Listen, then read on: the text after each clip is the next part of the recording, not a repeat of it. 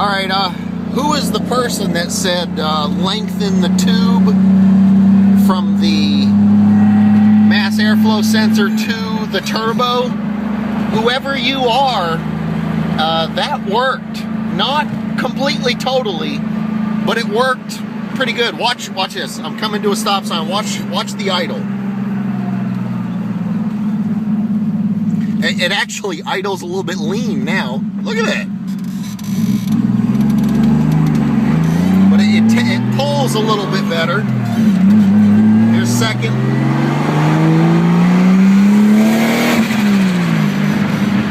Now second, I got it to make a nice pull like that. Third, when it gets into third, it'll cut off again. I think the air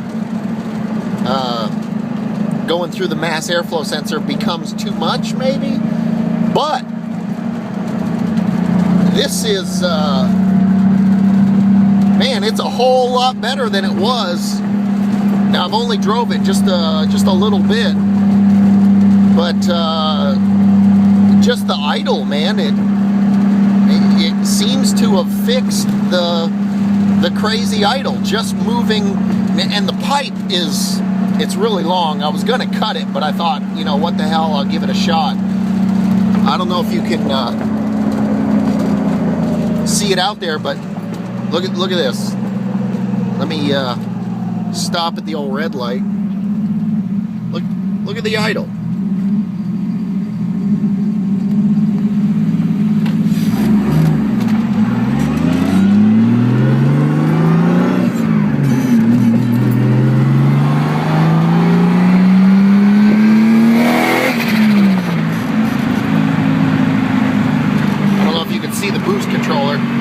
Now, my steering wheel is upside down. I put a new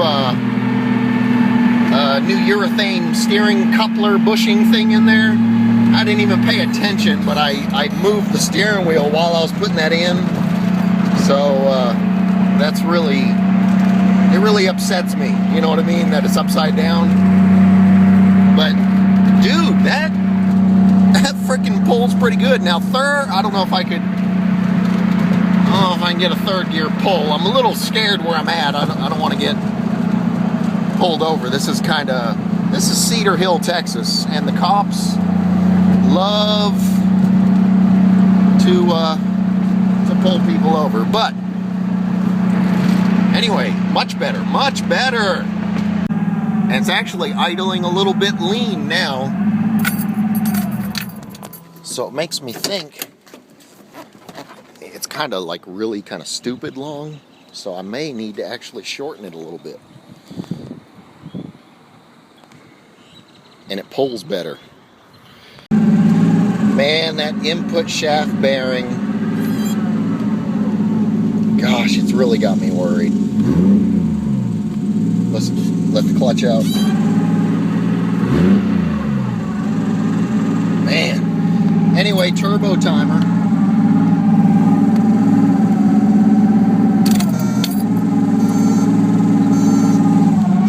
Turbo timer in full effect.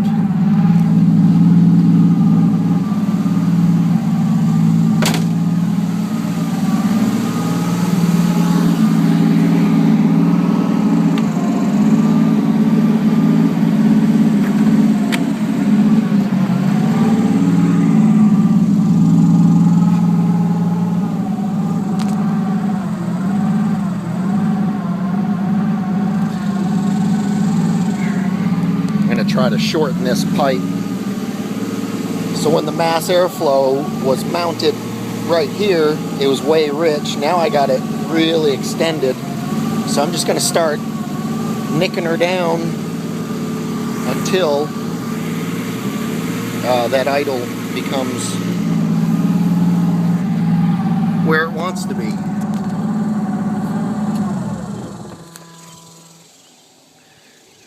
Turbo timer. Save that turbo. Listen to this.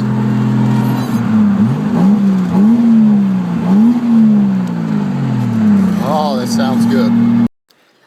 I thought this was so cool while going to work. Alright, here is the pipe I had going to the mass airflow. And here's the one I'm going to try. So remember, it was pretty lean. So let's, what is that? Just a few inches. So I'll put this in. We'll see what it idles at, and it ought to get pretty close to where it should be. Man, iPhone 4GS, 32 gig. I think it's 32. Can't be 64. It's the biggest one they make, and I take so much video. I've filled this up twice, and I just had to restart it. Anyway, I was in the middle of videotaping this, and I'll say everything again. Here's my Rb30 AC compressor. I went ahead and put that shorter pipe in. Haven't tried it yet, but see, my fittings for the Datsun are these screw-on style. So I was gonna have those cut in the correct Rb25 style fittings made. Well, anyway, I just happened to look at the compressor that came on the Rb30 block. Okay, look at that. Right? I think they got to be the same. I'm going to check and find out. Now, the only thing is, it's an R12. You can tell by these fittings that this compressor was for R12, which, again, man, my phone is supposed to autofocus, but re-watching videos, I can see that sometimes it's out of focus, so I have to touch the screen to focus. Sorry about that. But, you change the oil, retrofit it for 134A, no big deal. I was wondering how much oil it takes. Boom, right there. So I assume this is the oil drain. That would be the oil fill. So I'm going to flush it out, put 134 oil in it. Add one, it turns over freely, turns over nice. You can hear the piston pumping with some compression. I got some shavings in here that I saw, and it kind of had me worried until I thought it's got to be from where they cut the line. I'm hoping. I'm going to try it regardless. See that? Look, autofocus. Hello. I got to touch my screen. I love the iPhone, but there are some issues. And then I look over, and tire's flat on my truck, so that's great. So anyway, that's kind of my next thing is I'm going to get some AC rocking in my car again. Also, I put the boost controller from the 240SX drift car in here because I really like it. I'm also going to take the removable steering wheel, the Momo removable hub and steering wheel, put it in here because I like that. Anyway, I noticed the boost controller flashes your latest boost number. So I made a pull with that longer pipe, put the shorter one in. So I made a pull, and it's flashing like 14 pounds of boost, and the controller is off. I know for certain the spring in my external wastegate is a 12-pounder. So everything's plugged in. I just don't know. So I just removed the line from the top of the external wastegate so that when manifold pressure hits the bottom at 12 pounds, it's going to push it open, because now this is free. You know what I'm saying? I don't want to overboost this motor with a stock computer. Just no way. And the wideband was reading lean during a second gear pull. It got into the RPM pretty good. So I feel good about that. If my wideband, shows, not lean, I'm sorry, rich. If it shows rich, or, I'm certain that it's getting enough fuel, then I have no problems boosting the dog piss out of this, as long as it will be safe. So I did that, and now I'm just looking at my AC, because, man, it's already 100 degrees in Texas. It's going to be 100 today. This is the morning time, but so I'll just get a couple, they make fittings that will fit onto the R12 that has a 134A end on it, and go from there. I'm going to mount that sucker and get some AC. The compressor spins nice and free. It's got good compression feel to it. You know what I'm saying? So you can definitely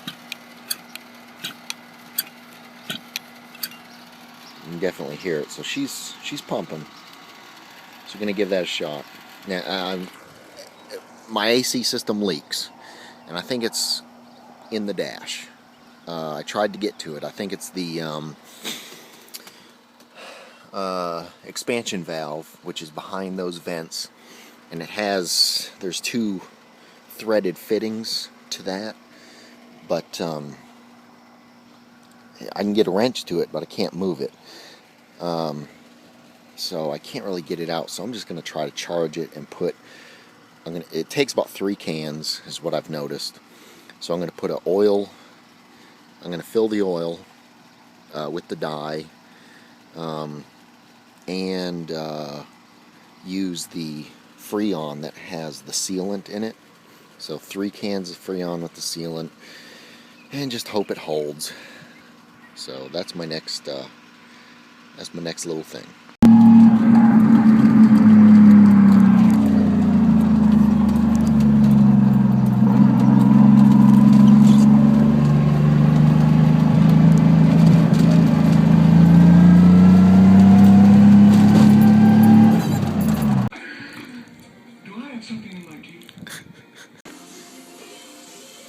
Hanging on. Okay, well, I'm at a stopping point, so I'm working on putting this other AC compressor in my car. I had to change the mounting bracket because the Rb30 compressor, see how the bolts mount up this way, and these have both of them mounting this way. So I got the bracket on in there, no big deal. But I got to this point, my lines, and I'm doing this because I thought the lines would fit. Oh, this frickin' phone, man, just will not autofocus. Well, anyway, man, now one-handed. So anyway, if you look at that fitting, it's a flared compression style fitting. Well, the style that goes in here, focus the stupid thing again. Let me show you.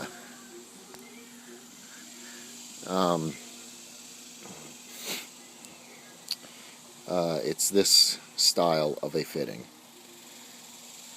So what I'm going to do is I'm going to have these, these welded on to the ends of those. I got a great hose place that actually repaired the lines in that. I was quoted like $75 in Dallas for an AC line, and this place made it for like $14. Boom, out the door. So anyway, I'm wondering. See, I want to keep this car so that somebody can just buy a motor and drop it in.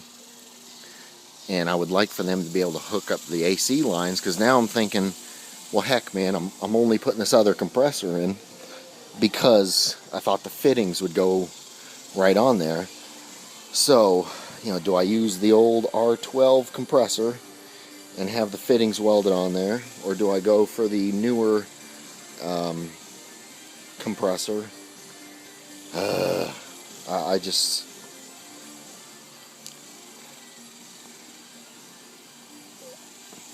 I think I'm going to have to go with the other one, because the end lines that would need to be cut off of those lines and put on here, they're hard to find, because I don't think well, it's not that I don't think, I know, because I was trying to do it in the S14.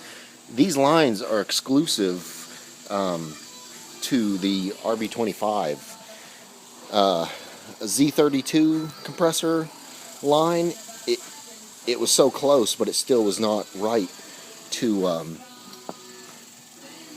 the flange angle was not right when it sat inside of here.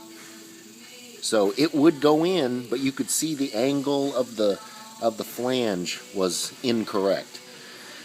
So I'm afraid I don't want to cut the lines off of the end of those lines, because I want to sell that car, and you know, I want, like the wiring harness, I want somebody to be able to drop a Rb25 transmission and bolt right up, and then I want their compressor lines to go on there. Although now I'm thinking, well, it would their motor would come with a compressor, but it's not going to come with the lines, or they would be cut themselves. So I'm going with that compressor. I mean, there's nothing wrong with it. It's bigger, but it's no big deal.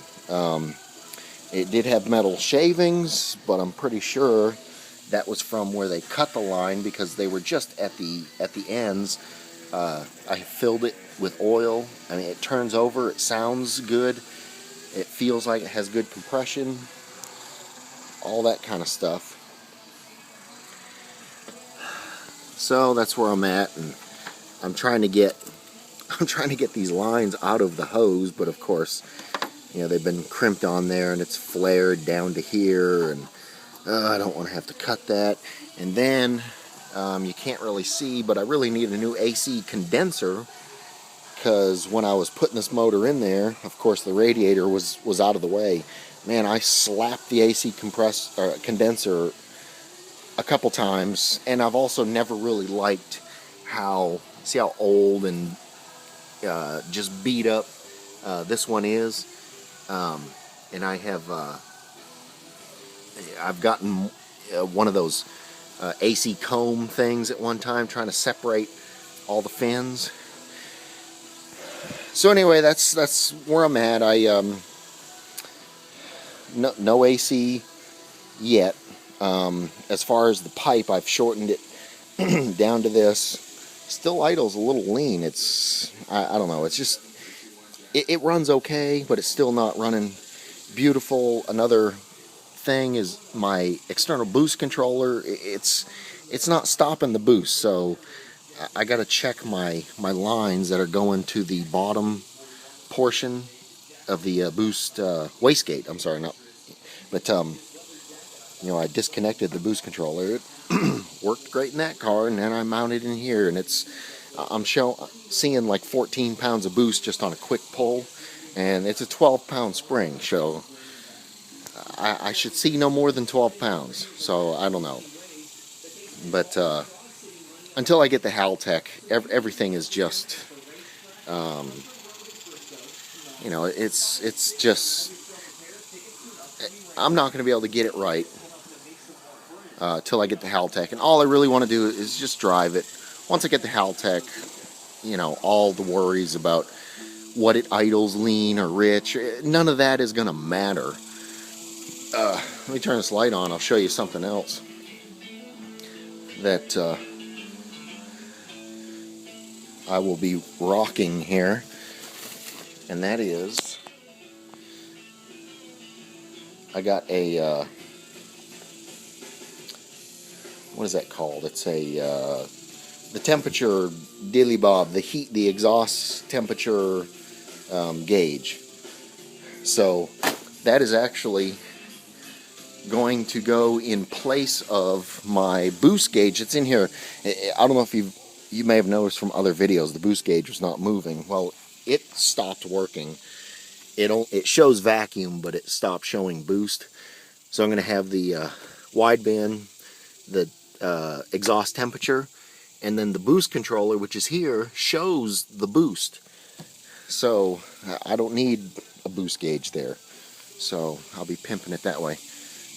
Alright, so that's the point. If I can get these lines off, tomorrow's Monday, run down, drop that off. The guy in the beautiful city of Waxahachie will make those up, piece of cake, and everything will be sweet.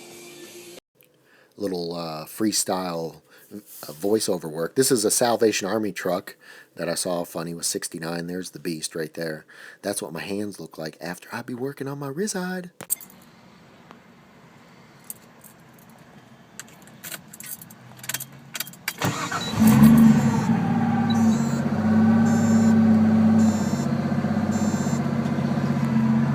This is Haley's Ninja trampoline entrance. Look at her go. Cat-like reflexes. Just gonna try a double whip.